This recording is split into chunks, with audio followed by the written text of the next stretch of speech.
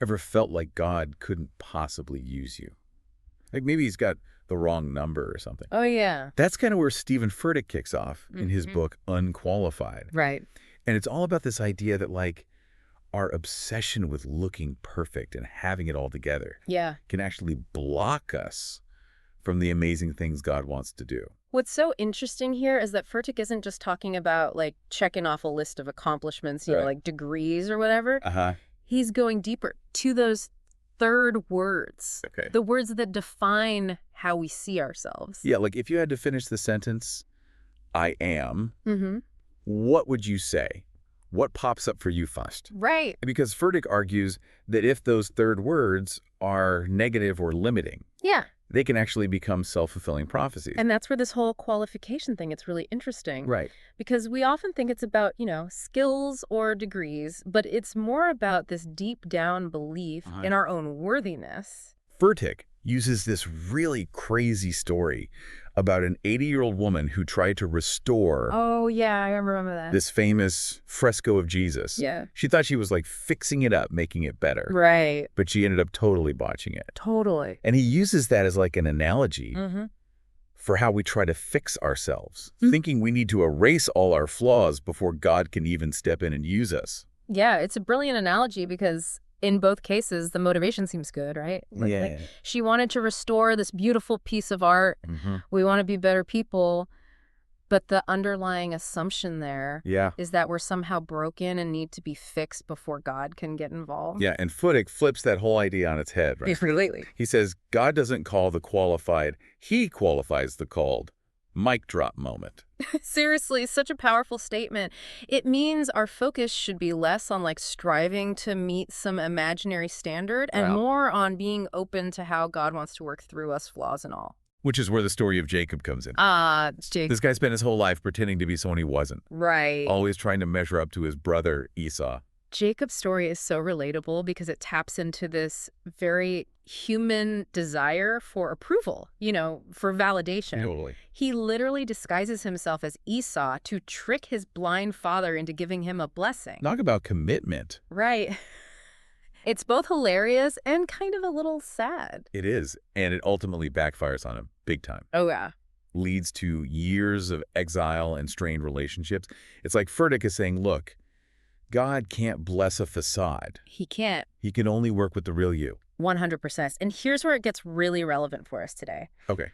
Furtick connects Jacob's struggle to our modern obsession with comparison. Oh, yeah, especially with social media. Exactly. It's like we're all trying to project this perfect image, Mm-hmm. but it just leads to anxiety and this never-ending cycle of striving to be something we're not. Think about Pinterest. I Okay. mean, it's like this curated world Oh my gosh, yes. of perfect homes, bodies, recipes. It's so easy to get sucked into that and feel like we're constantly falling short. Absolutely. The problem is comparison steals our joy and distracts us from what truly matters. It does. Instead of celebrating our unique gifts and talents, we're constantly measuring ourselves against some unattainable ideal.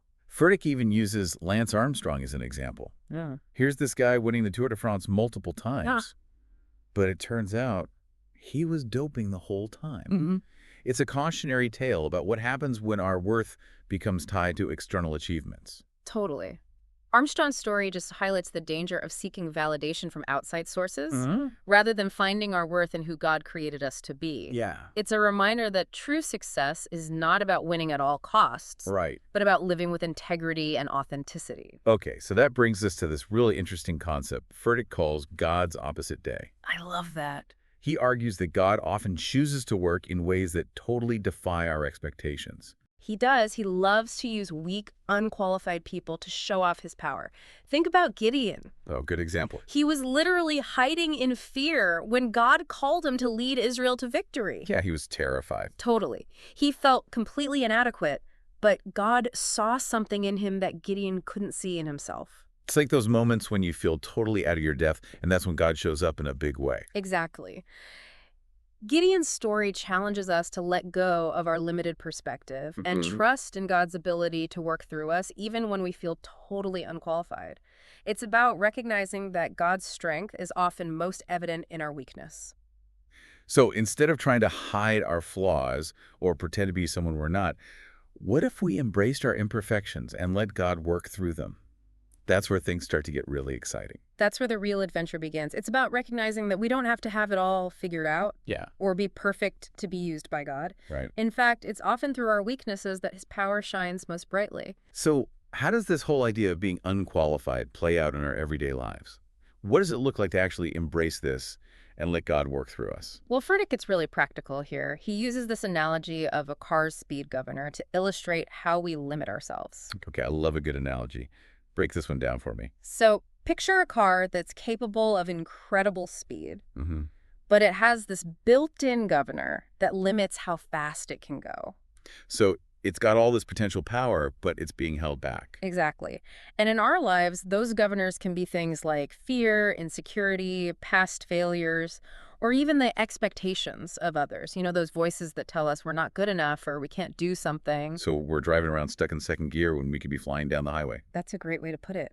And what Furtick suggests is that instead of trying to rewire the governor ourselves, which can be so frustrating and often futile, Right. we surrender to God's timing and let him remove those limits when we're ready. That is a powerful shift in perspective. It's about trusting that God knows what's best for us and that his plan for our lives is far greater than anything we could come up with on our own. And sometimes those limitations are actually there to protect us, to Yeah. help us grow and mature before we're given more responsibility. It's like when you're teaching a kid to ride a bike. Yes. Perfect analogy. You start with training wheels, then you move to a smaller bike, and eventually they're cruising around on two wheels feeling confident and free. But if you try to skip those steps, you might end up with a few scrapes and bruises along the way. God is a God of process, Right. and he's more interested in our long-term growth than our short-term successes. It's like Furtick's story about wanting to be a rock star when he was younger. Oh, yeah, I love that He story. was so focused on imitating his musical heroes that he missed finding his own unique voice. He was all about channeling Darius Rucker and Jimi Hendrix. He even slathered his hair with Crisco to get that rock star look. No way, really, Ah, Crisco. Seriously. But it wasn't until his mom asked him, "When are we going to hear you sing?" that he realized he'd been so busy trying to be someone else that he'd neglected to develop his own authentic expression. That's so good. It's a great reminder that true fulfillment doesn't come from trying to fit into someone else's mold. It doesn't. It's about discovering and embracing those God-given gifts and talents, even if they don't look like everyone else's. And that ties back to this whole idea of letting go of comparison. We can get so caught up in comparing our journey to others, Yeah. thinking we need to have the same level of success, the same platform, the same influence. But it's a trap. It is. It steals our joy and distracts us from our own unique purpose. It's like that saying, comparison is the thief of joy. We're all on our own unique journeys, and God has a specific plan for each of us. And here's the thing. Those unique expressions often flow through our weaknesses. Furtick challenges us to rethink our whole relationship with weakness. Okay. He suggests that instead of seeing it as something to be ashamed of or hidden, Mm-hmm. we view it as an opportunity for God's power to be made manifest. He talks about how weakness keeps us humble, reminds us of our need for God's grace. Absolutely. It keeps us dependent on him, recognizing that we can't do it on our own. And in those moments of surrender, when we acknowledge our limitations, Yeah. God's strength shines through even brighter. Like the story of Peter. Despite his impulsive nature and moments of weakness, he became a powerful leader in the early church. And it's amazing. The religious leaders were astonished by Peter's boldness, especially considering his lack of formal education or, prestigious background. Totally. They couldn't understand where he got his confidence. It didn't fit their mold of what a qualified leader should look like. But that's the beauty of God's qualifying power, right? It often shows up in the most unexpected places, It does. defying our human expectations and limitations. Peter's story just reminds us that God doesn't call the qualified, he qualifies the called. He does. And his qualification is not based on our resumes or our social standing, but on his grace and his purpose for our lives. So what would it look like for us to step into that kind of confidence, knowing that our worth comes from God and not from our accomplishments or the approval of others? How do we start to live that out? That's the question, isn't it? And to answer it, Furtick dives into what he calls the deep down wants that drive us. Okay, I'm intrigued. What are these deep down wants? Well, he suggests that most of us, deep down, are searching for the same things. Okay. Acceptance, belonging, significance, a sense of purpose. We all want to feel like we matter. It's like we're trying to fill this void within us, this longing for something more. Exactly. And we often look to external things to fill that void. Right, like achievements, possessions, relationships, even the approval of others. But those things can only provide temporary satisfaction. It's like trying to quench your thirst with salt water. Yeah, the more you drink, the thirstier you become. Exactly. So if those things aren't the answer, where do we find true lasting fulfillment? Furtick points us back to the source. Our relationship with God. It's in knowing Him, in experiencing His love, that we discover our true identity and purpose. It's about recognizing that our worth is not based on what we do or what we have, but on who we are in Christ. And when that truth sinks in, it changes everything. It does. We're no longer driven by the need to prove ourselves or earn our worth. We're free to live from a place of abundance, knowing that we're already loved, already accepted, already enough. It's like we've been given this incredible gift. Yeah. This gift of unconditional love and acceptance, and we've been trying to pay for it with our efforts and achievements. But the price has already been paid. Jesus' sacrifice on the cross covered it all. It's a powerful reminder that we can let go of the striving and simply rest in God's love. But that can be easier said than done, right? I mean, we're so conditioned to believe that our worth is tied to our performance. That's true. And Furtick acknowledges that it takes a conscious effort to shift our thinking. He encourages us to identify those things we're holding on to that are keeping us from experiencing the fullness of God's love and acceptance. So what are some of those things? What might be holding us back? It could be fear, pride, the need to control, past hurts, or even limiting beliefs we've picked up along the way. You know, those voices in our heads that tell us we're not good enough or we're not capable. It sounds like it's really about getting honest with ourselves about what's going on beneath the surface. Exactly. And Furtick reminds us that we don't have to do this alone. God's grace is sufficient for us. He's always there to help us let go of those things that are holding us back. I love how Furtick uses the story of the woman caught in adultery to illustrate this point. It's such a beautiful picture of God's grace and mercy. Oh, absolutely. Here's this woman who's been publicly shamed, Right? caught in a compromising situation. The religious leaders are ready to stone her according to the law, but Jesus steps in and totally turns the tables. He doesn't condemn her. He offers her forgiveness and a chance to start over. It's so powerful. And what's interesting is that the Bible doesn't even tell us her name. She's simply referred to as the woman caught in adultery. It's like her identity has been reduced to her worst moment, her biggest mistake. But Jesus sees beyond that. He sees her heart, her potential, her inherent value. He doesn't define her by her past, but by the possibility of a redeemed future. And that's the same grace he offers to each of us. We may feel defined by our failures, our mistakes, our perceived inadequacies, but God sees us differently. He sees us through the lens of his love and his redemptive power. It's such a beautiful picture of how God's love can transform our lives. It's not about erasing our past or pretending we're perfect. Right. It's about allowing God's grace to heal us and set us free. And that freedom allows us to shift our perspective. Instead of seeing our weaknesses as disqualifiers, we begin to view them as opportunities for God's power to be displayed.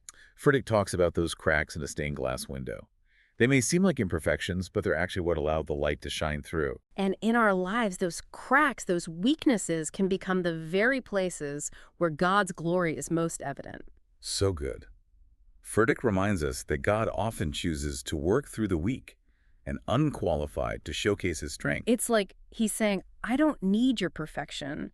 I just need your willingness to let me work through you. Right. He uses the example of Gideon again, who felt completely inadequate to lead Israel to victory. Gideon was filled with self-doubt, even questioning God's choice. Oh, yeah. He was like, are you sure you've got the right guy? But God reassured him, saying, go in the strength you have and save Israel out of Midian's hand. Am I not sending you?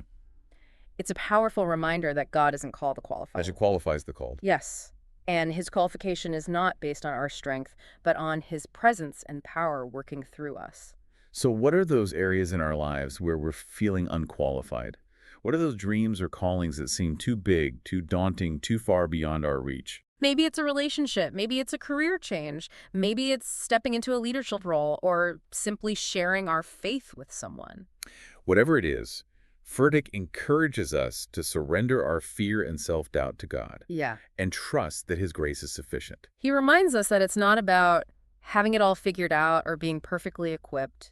It's about taking that step of faith, even when we feel unqualified, and allowing God to do the rest. And as we do, we'll discover that God's power is made perfect in our weakness. We'll experience the freedom of letting go of the need to control Yeah. and the joy of seeing God work through us in ways we could never have imagined. It's like he thought he could control everything and manipulate his way to the top, Yeah. but it totally backfired and left him isolated and with all these broken relationships. It's like he was playing chess, Yeah. but he was playing against himself the whole time. And Furtick argues that this me-first mentality that Jacob had Right. is rooted in this scarcity mindset. A scarcity mindset. What do you mean by that?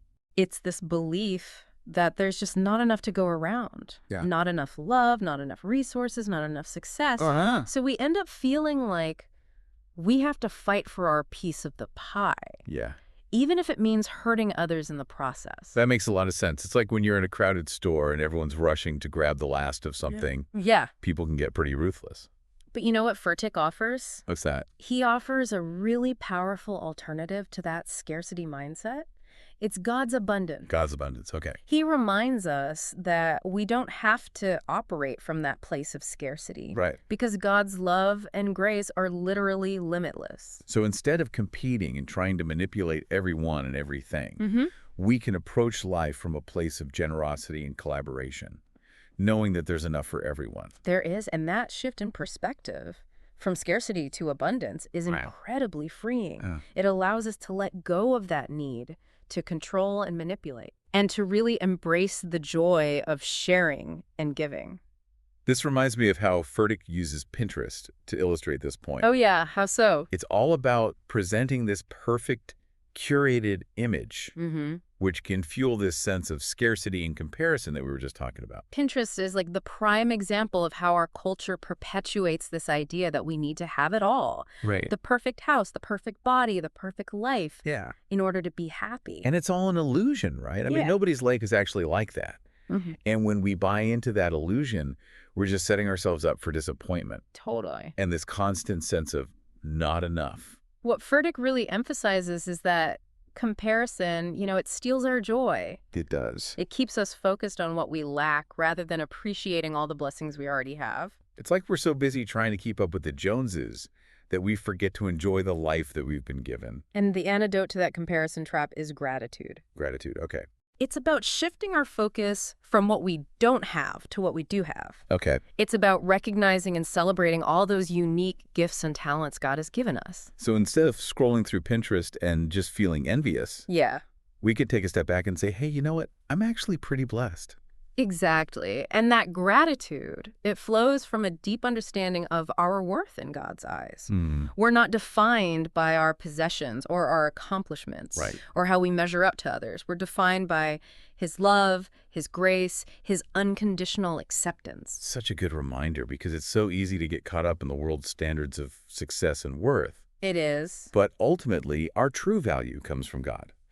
It does. And when we truly grasp that truth, comparison loses its power over us. Yeah. We're free to celebrate the success of others without feeling threatened because our identity is secure in something so much greater. It's like that feeling you get when you know you're truly loved and accepted for who you are, flaws and all. There's just this deep sense of peace and security that comes with that. Absolutely. And to kind of help us break free from that comparison trap, Okay. Furtick suggests that we ask ourselves 3 questions. Okay. I like this. Give me the questions. What am I trying to prove? To whom am I trying to prove it? And why am I even trying to prove it in the first place? Wow, those are good questions. Yeah. They really force us to get honest with ourselves. Right? About our motivations and like what are those insecurities that are driving our need to compare ourselves to everybody else. And when we're honest about those insecurities, Yeah. we can begin to address them at the root Right.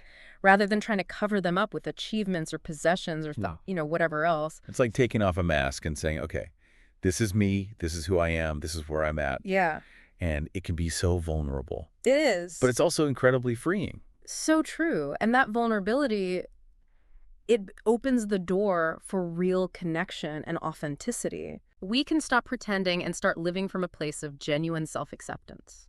Which leads us to what I think is one of the most transformative concepts in this book. This idea that true freedom comes when we realize we have nothing to prove. I love that. It's such a radical idea in a world that's constantly telling us we need to be more, do more, have more. Right. But it's also so liberating because it's like saying, okay, I'm done trying to earn my worth. I'm done comparing myself to everybody else. I'm done striving for perfection. It's recognizing that we're already enough, just as we are. And that is the beauty of the gospel message. Right. We don't have to earn God's love or his approval. It's freely given. It is. It's not based on our performance or how qualified we are. So instead of striving to prove our worth, we can rest in the assurance that we're already accepted, loved, and valued by God. And that changes everything. Yeah. It frees us from the need to compare, to compete, to constantly strive for something more. We can finally exhale and just embrace the freedom of being ourselves. I love how Furtick uses Peter's story to illustrate this point. Oh, yeah. How so? Here's a guy who denied Jesus 3 times, Right. and yet he went on to become this bold and influential leader in the early church. And the religious leaders, they were totally blown away by Peter's boldness. They were. Especially considering that he didn't have any formal education. He didn't have this prestigious background. They couldn't figure out where he got his confidence. It didn't fit their mold of what a qualified leader should be. Not at all. But that's the thing about God's ways. They're so often not our ways. And Peter's story reminds us that God doesn't call the qualified. He qualifies the called. And his qualification is not based on our resumes or social standing, Yeah. but on his grace and his purpose for our lives. So what would it look like for us to step into that kind of confidence, knowing that our worth comes from God and not from what we accomplish or what people think of us? How do we even begin to live that out? Yeah, it's like we're trying to force square pegs into round holes, you know? Right. Trying to become who we think we should be instead of who God actually designed us to be. And that's where those limitations that we were talking about earlier Yeah. can actually be super helpful. Right. Because they kind of force us to confront those deep down wants. They do. And to recognize that true fulfillment, it doesn't come from like forcing ourselves into this mold. Right. It comes from aligning ourselves with God's plan for our lives. It's about surrendering to God's process, you know, and trusting that he's working even in those areas where we feel totally inadequate. So it's not about like white knuckling it Right. and overcoming our limitations through sheer willpower. It's about surrendering to God and saying, okay, I trust your processes. Exactly. And recognizing that those limitations, they're not there to defeat us. Yeah. They're actually there to refine us. It's like those times when you're working on a project Yeah. and it just feels like everything that could go wrong does go wrong. Oh, I know that feeling all too well. And you just want to give up. But it's often in those moments that we learn the most valuable lessons. Like we discover hidden strengths, we develop resilience, and we deepen our dependence on God. That's so true. Furtick uses this great analogy of learning to play tennis. Oh, yeah. I love this one. He says that people who come to their first tennis lesson already having some knowledge of the game often have a much harder time learning new techniques. Yeah. Because they're so attached to their old ways of doing things. And you're like, no, I know how to do this already. I've got this. Exactly. They're so busy trying to prove that they already know how to play that they totally miss out on the opportunity to actually learn from a more experienced instructor. It's like they're stuck in this rut and they can't progress because they're afraid to just let go of what they think they know. And you know, that applies to our spiritual lives too. It does. We might come to God with all our own ideas about how things should be. Yeah. Or our own attempts to like fix ourselves, you know? But until we're willing to lay all that down and say, okay, God, I'm surrendering to your guidance. Yeah. We're going to limit our growth. It's like saying, okay, I don't have all the answers. Right. I need your wisdom and your direction, God. And recognizing that he's the expert and we are the students, you know? Always learning, always growing. And that humility, it opens the door for God to work in us and through us in ways that we could never imagine. I keep thinking about Gideon, you know, hiding in that wine press. Oh, yeah, good one. Feeling so unqualified to lead Israel into battle. Yeah. He even questions God. He's like, are you sure about this? Right. Like, God, are you sure you got the right guy? And God's response is so good. He basically says, go in the strength you have and I've got your back. I love that. That's the essence of being unqualified, isn't it? It is. It's not about relying on our own strength or even our own abilities. It's about God's power working through us. So it's about saying yes, even when we feel inadequate, and trusting that he will equip us for the journey.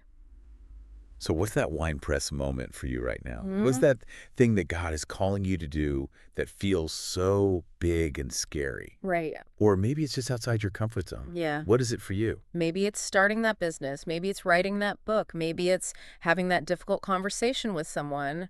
Or simply stepping out in faith to share your story. Whatever it is, remember, God doesn't call the qualified. Qualifies the called. He sees something in you that you might not even see in yourself. And his qualifying power is available to every single one of us, regardless of our past, our limitations, or how inadequate we feel. So let's step out of those wine presses, embrace our unqualified selves, and step into that adventure that God has for us.